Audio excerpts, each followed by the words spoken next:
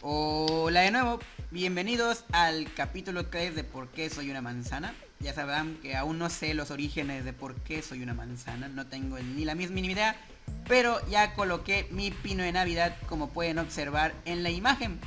Así que espero durante este mes que viene, aunque sea diferente, la pasen súper bien. Y bueno, lo que les voy a platicar el día de hoy es cuál fue y cómo mi primera implementación de la gamificación. Si escucharon el capítulo anterior pudieron notar que yo sin querer empecé a aplicarla, o sea, no tenía la intención de hacerla o yo no sabía qué era la gamificación. Simplemente surgió, se hizo y la implementé hasta que después, gracias a varios doctores, a varios maestros, pues pude darme cuenta de lo que estaba haciendo, ¿no?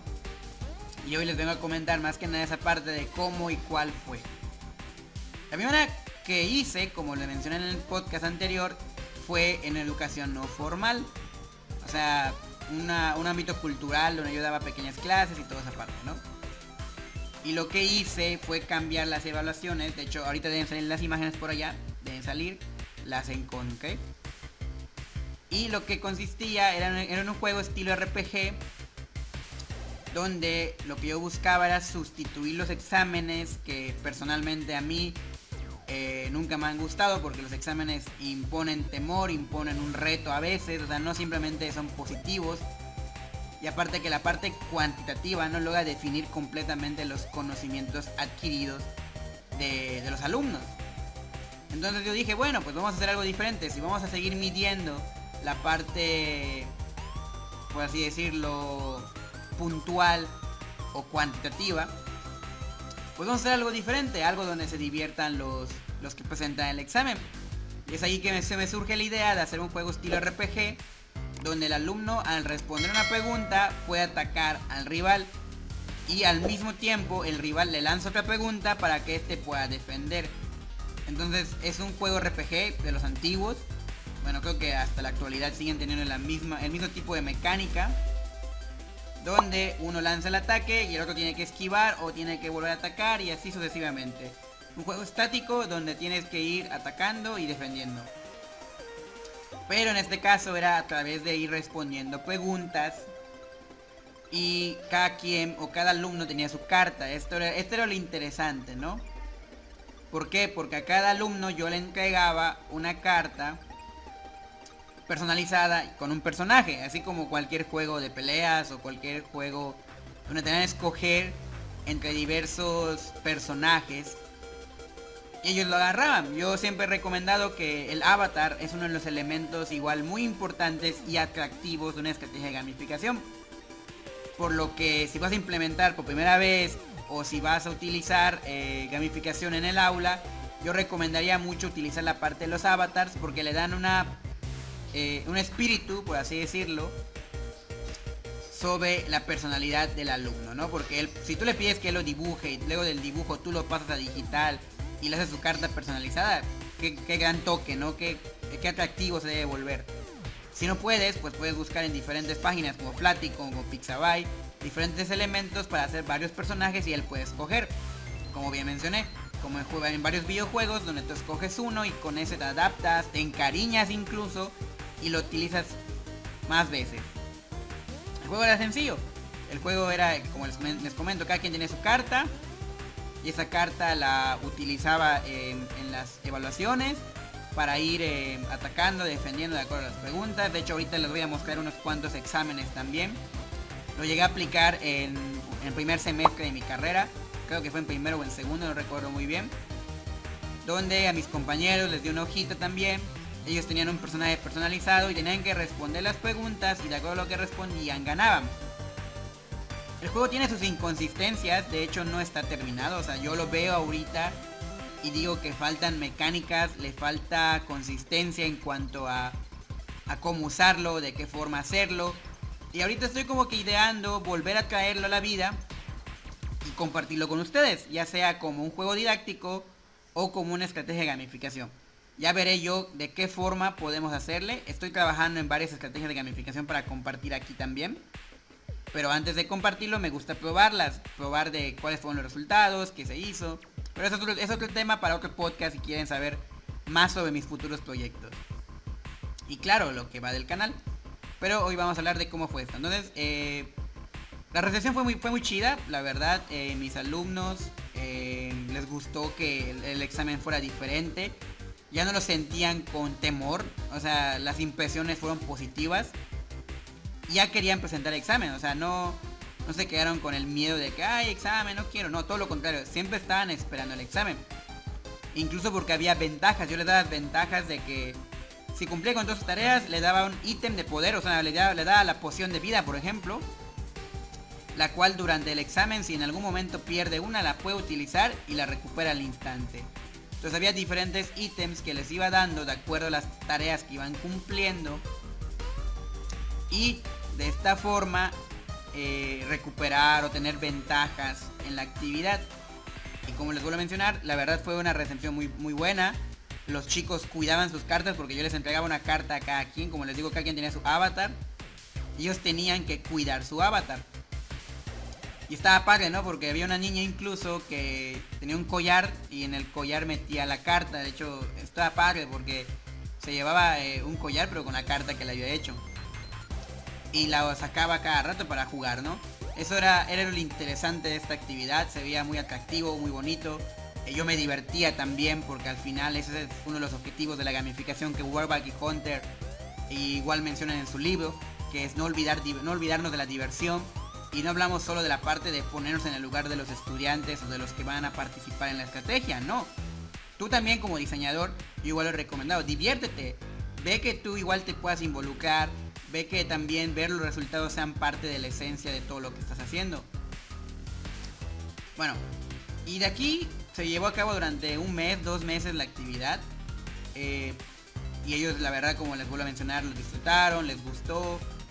Se terminó de aplicar y ya, se fueron del curso. Ya luego en el siguiente planifiqué otra que fue diferente, fue para conseguir insignias.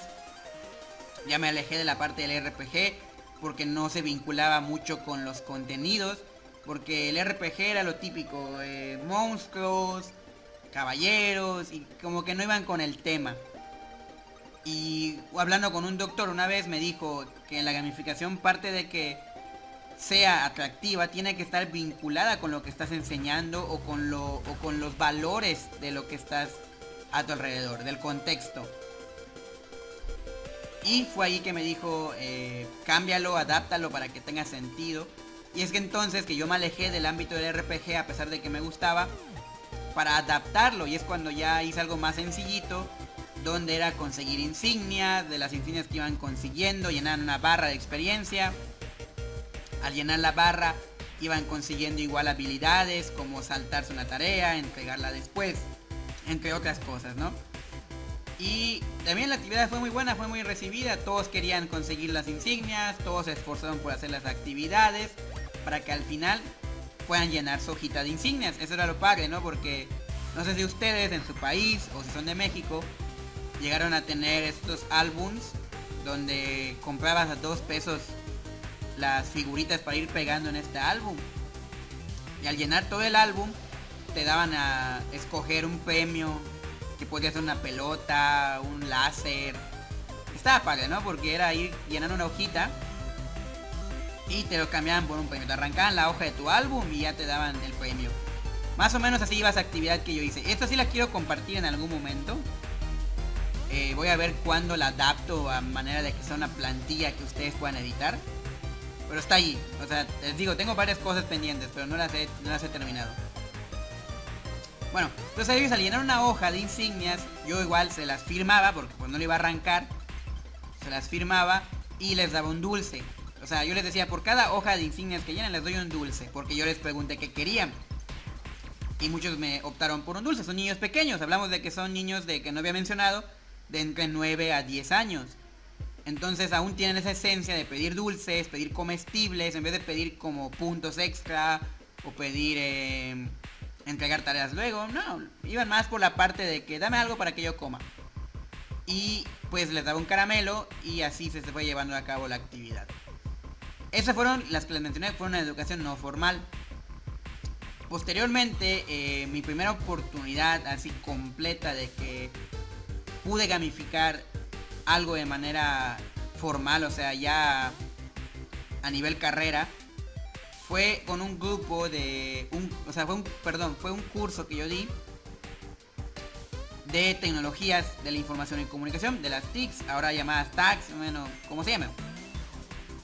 Esas las impartí junto con una profesora a la cual admiro mucho y le tengo cariño, que actualmente trabajo con ella de vez en cuando, donde implementamos la gamificación.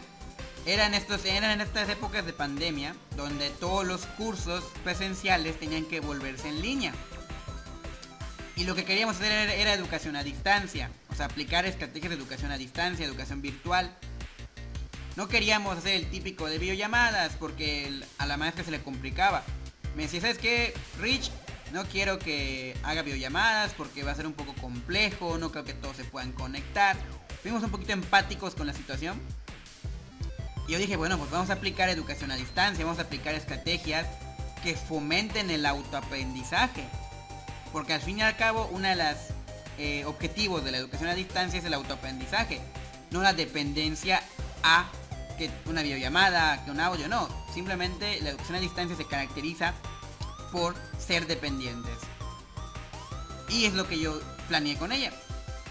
Pensamos, bueno, si vamos a brindarle lectura, vamos a brindarle vídeos, le vamos a brindar material para que él pueda estudiar y de esta forma hacer las actividades o las tareas, pues qué mejor forma de que lo haga al menos de una manera interactiva, de una manera divertida y atractiva.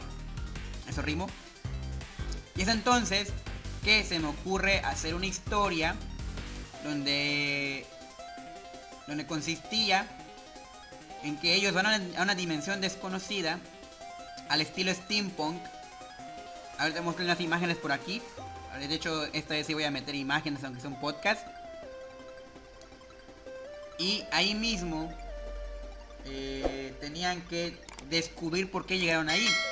Entonces cuando llegan a esta tierra, se pregunte el protagonista, que en este caso es cada estudiante llegan y se encuentran con una chica, la cual les dice que acaban de llegar de un agujero de gusano que se acaba de abrir, y la llevan con una de sus amigas. Esta amiga le comenta que está en otra dimensión donde todo el mundo funciona a vapor, donde los engranajes están por todos lados, donde la tecnología es bastante atractiva, pero es de madera y vapor. O sea, eso es lo que es un mundo steampunk. Y lo que tenía que hacer el alumno era que para desbloquear el siguiente capítulo, porque al final el alumno mandaba la tarea a la plataforma, que en este caso era Moodle, mandaba la tarea a la plataforma, la subía, y luego la maestra lo calificaba en cualquier momento del día o a los días siguientes, y al momento de brindarle su calificación correspondiente a un porcentaje que solicitábamos, esta pasaba al siguiente capítulo. O sea, ellos podían regular o controlar su aprendizaje, porque ellos podían acabar la tarea, la subían a las 8 de la mañana, por ejemplo, se les calificaba a las 2 de la tarde y se abría la siguiente parte, y ellos podían continuar o podrían esperar la fecha de cierre, porque igual tenía una fecha de cierre. Y había unos que se adelantaban, había otros que iban de acuerdo al tiempo, pero lo interesante iba en la historia, en los resultados finales, que de hecho debo escribir un artículo, terminar el artículo sobre esta implementación. Es que ellos les gustó más la historia, se sintieron involucrados, se sintieron parte de ella, había intriga por saber qué va a pasar, qué sigue después, cómo va a terminar la historia, cómo estamos aquí, qué está sucediendo. Pues al fin y al cabo la historia giraba en torno a que tú tenías que contarles a las personas de ese mundo cómo era tu mundo. Pero lo que más le interesaba a la protagonista o al antagonista en este caso de la historia era que le dijeras cómo era la educación, porque de ella su mamá era una docente. Su mamá era una docente y ella la admiraba mucho y quería saber qué estrategias existen en tu mundo que ella pueda aplicar en su mundo. Bueno, entonces la historia giraba en torno a eso. Como les comentaba, al final los resultados fueron muy buenos, fueron positivos. Hubo una parte donde les pedíamos un audio o un vídeo, donde tenían que presentarnos cómo era la educación del siglo XXI. No recuerdo muy bien si hacía la actividad. Y cada video que me mandaron fue sorprendente, la verdad. O sea, había ediciones muy buenas, donde te presentaban al planeta Tierra y te decían, en la Tierra contamos con tales elementos, existe eso. O sea, como la protagonista les pidió a ellos una historia de cómo era la educación y las TICs en nuestro mundo, o sea, en el planeta Tierra, pues casi todos hicieron algo bastante bueno, bastante interesante. Incluso uno de los más curiosos, de los más bonitos, fue de una profesora que se caracterizó al estilo steampunk. Se puso sus lentes así en su cabecita, se puso una ropa, y yo dije, wow, qué padre. O sea, hasta ella se sintió parte de la historia y quiso decir, bueno, pues si estamos jugando o está en una actividad donde estamos en un mundo diferente, pues voy a vestirme igual. Y esta maestra pues era muy activa, creo que era de preescolar, y creo que por esa razón tenía este dinamismo. Y así estuvo la actividad, o sea, mandando las actividades, incluso los estudios de caso estaban orientados a este mundo. Tanto era la narrativa, les juro que la narrativa está en todos lados. En las actividades, en los vídeos, en las presentaciones, todo estaba caracterizado. O sea, era una sensación de que sí estabas tomando clases, pero al final estabas descubriendo un nuevo mundo, una historia diferente. Por eso yo he dicho que la narrativa tiene un potencial enorme como elemento de gamificación. Por esa razón yo digo que, primero, si son novatos, pues obvio, usen puntos, emblemas, tal, lo que World of Hunter dicen que empieces.